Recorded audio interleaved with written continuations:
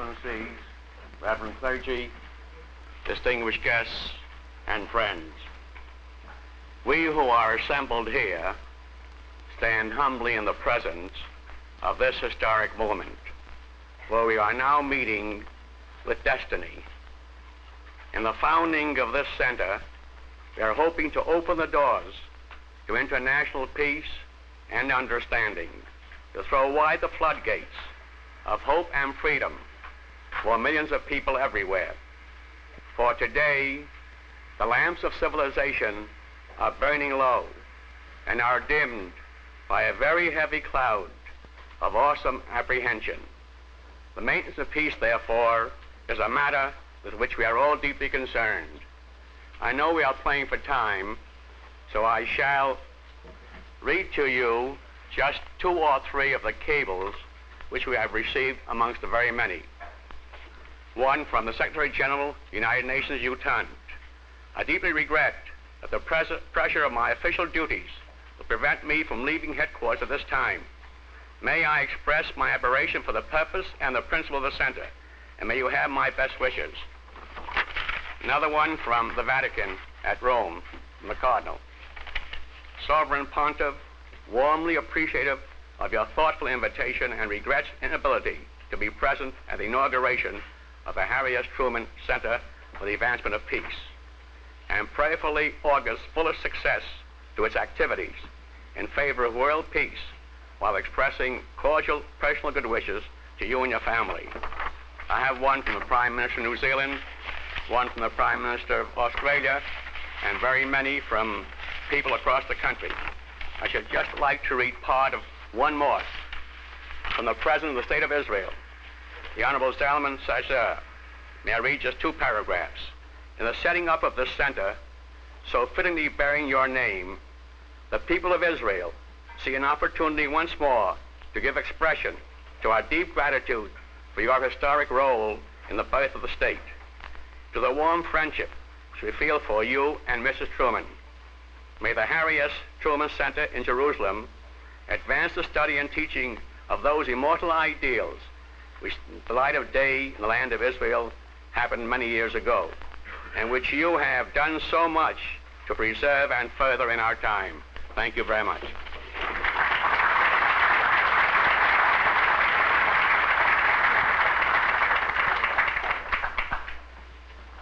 I so presumed upon his reputation and his fame as a 3-time Attorney General from the state of New York, but I assumed you all knew his name. It's Nathaniel Goldstein, and I forgot to give it, and I apologize. Now comes one of the high points and one of the most significant moments of this program, when we hear the words of a man who has, in a few short years, as time goes in history, left a deep mark upon the land that he was sworn to preserve and to protect according to the law. The relationship that was established a long time ago between President Truman and Chief Justice Warren goes back to that fateful year and that very exciting year of 1948. I will only mention one instance which many of the members gathered here from President Truman's staff will well recall. At the Gilmore Field in Los Angeles, when President Truman was fighting for a battle that was considered all but hopeless by many of the experts, there was a meeting which insisted that the then Governor Warren of California was a bit of a problem, and he had to be taken down somewhat, and a few abrasive paragraphs might not be amiss, and would he sit still for them? And he resisted, but under the circumstances, he agreed to have them included. When it came to delivering the speech, they were omitted. And all the people around the president who were involved in this very, very difficult task, and they were getting a little nervous and a little spent at that time, and they said, "Why did you leave out those paragraphs?" And his response was in character. Governor Warren is a good man. He's a good governor. I respect him. Campaign or no campaign, I can do nothing to hurt that man, and I don't want votes at that expense. That was the position taken then by a man who was fighting a losing battle, but a man of conscience, a man of tremendous involvement with the basic ingredients of important people, and the important people were men who radiated integrity. It is my pleasure and great honor to present to you the Chief Justice of the United States, Earl Warren.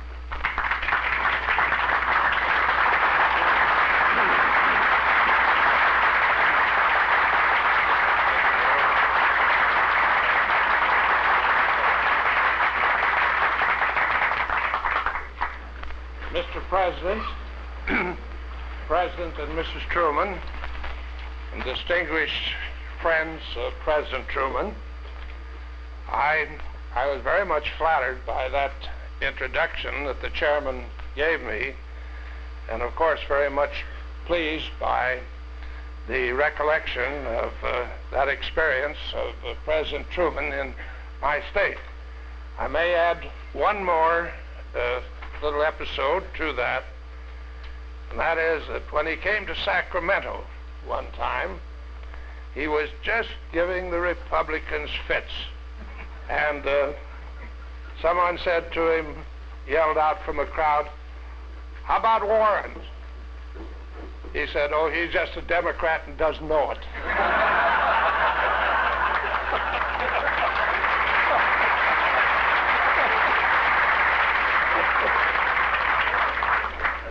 That pleased me, too. Well, ladies and gentlemen, we are here today to promote the cause of peace. Our mission is specific. We propose to honor one of the great men of peace of our generation, and we intend to establish in his name a center where peace can always abide, even in our presently troubled world. A center where the preoccupation of those who use it will be with the universal peace which is espoused by every major religion of the world, but which has never yet been achieved. The man of peace whom we honor is Harry S. Truman, 33rd President of the United States. No man of our day deserves such honor more than President Truman for his contributions to the growing foundation for world peace. The first major decision President Truman made after taking office was that the San Francisco Conference would go forward to complete the United Nations organization.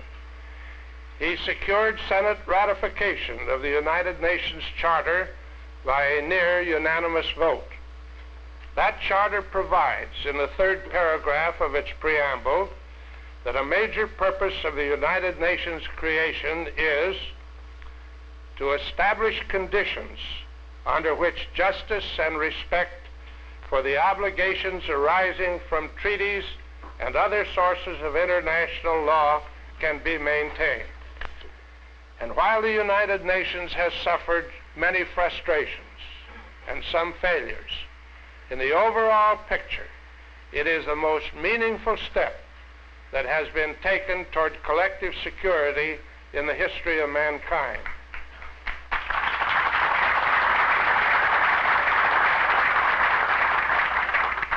That it has failed to live up to all expectations is due to our human failure to develop its growing capacity to its full potential. The United Nations has provided a means for the focusing of the searchlight of public opinion of the people of the world on the international problems and tensions which exist in the world today, thus allowing the people to see the causes and effects thereof. It has offered an opportunity under this searchlight to examine the troubles of the world, as well as an opportunity to come forward with specific proposals to end that trouble. One of the greatest achievements of the United Nations and its specialized agencies has been the updating or creation of more world law rules and more world legal institutions than were generated in all past history, almost without public recognition and certainly without full public realization of their effect and importance. These United Nations-sponsored law rules and law institutions have become a vital factor in the operation of the world community. And on another phase, while it is popular in some largely uninformed circles to downgrade the usefulness of the International Court of Justice, or the World Court as it is called usually, any realistic study will reveal that it is growing in acceptance and use. Its opinions are cited and relied upon by the court on which I am honored to serve and by the courts of nations throughout the world. Here, too, the man we honor today has made major contributions. Among his other great decisions, which mean so much to world peace, were his decisions to rebuild rather than to punish Japan and Germany after World War II, and then the Marshall Plan for Europe, the Truman Doctrine, which saved Greece, Turkey, and Korea, recognition of the independence of the Philippines, and of special significance to this great project, his recognition of Israel, his action being the first on behalf of any nation. The role of his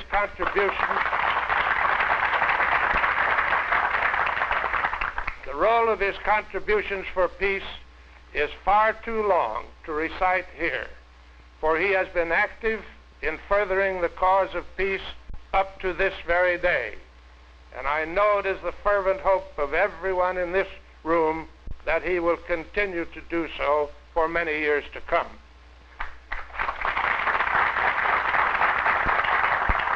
Let me now cite one of his recent contributions to world peace, because it relates to the peace mission to which my profession has become dedicated in ever-increasing numbers.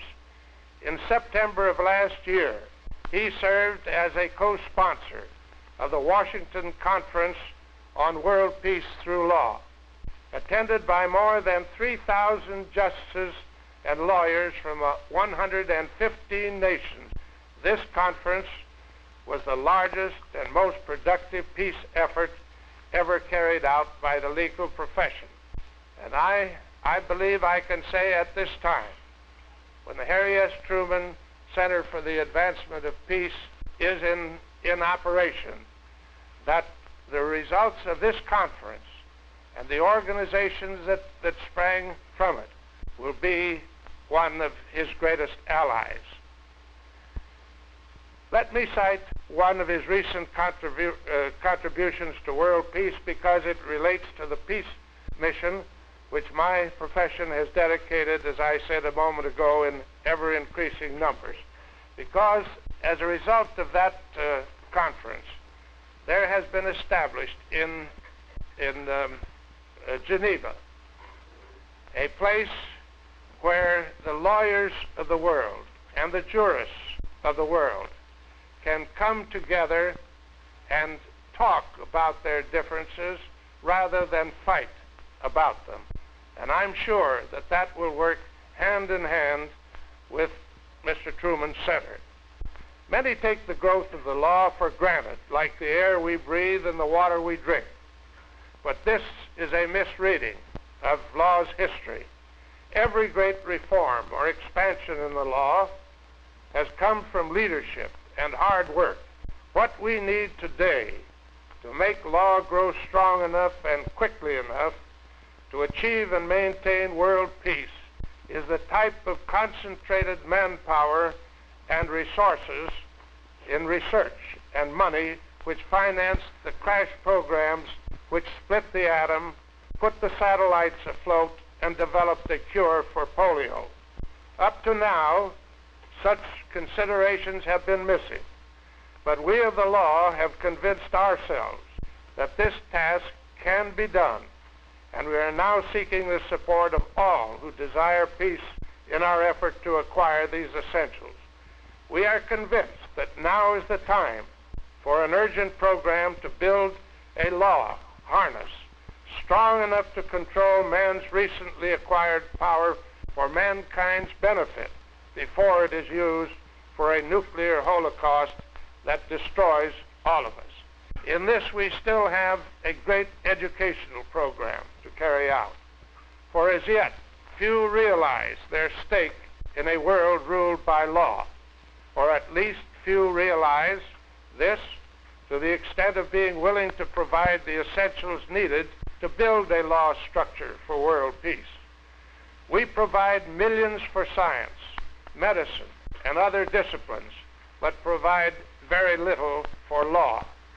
Many nations have great academies devoted solely to the art of war, but I know of no academy or university in any nation devoted solely to the art of peace. It is estimated that worldwide some 150 billions of dollars are being spent yearly on arms by governments. But governments spend very little on building a peace structure for the world, and seemingly few non-governmental agencies are interested in doing so. The Truman Shrine we here inaugurate is in fact the only such peace institution I know of which will be a part of a great university. Let us hope the idea will spread to many universities all over the world, as civilization itself spread thousands of years ago from that ancient part of the world where it will be located.